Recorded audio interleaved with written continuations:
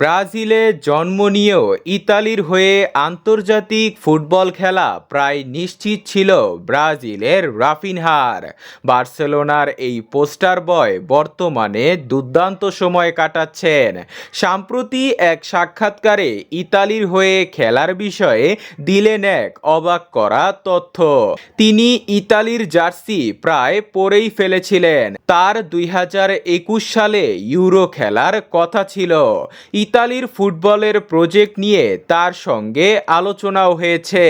ইতালির কোচিং স্টাফরা তার সাথে বারবার যোগাযোগ করেছে, তিনিও রাজি হয়েছিলেন।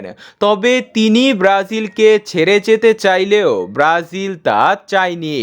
সৌভাগ্যবশত ইতালির পাসপোর্ট হাতে পাননি তিনি।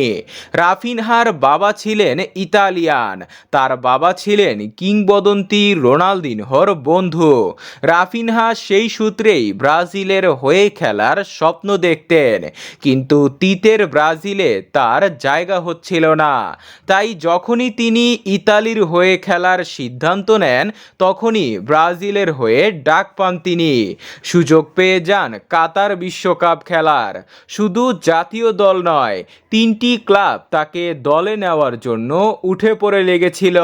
তবে তিনি বেছে নেন বার্সেলোনা। চলতি মৌসুমে বার্সার হয়ে ট্রেবল জিতে ব্যালন ডি'অর উঠতে পারে তার হাতে।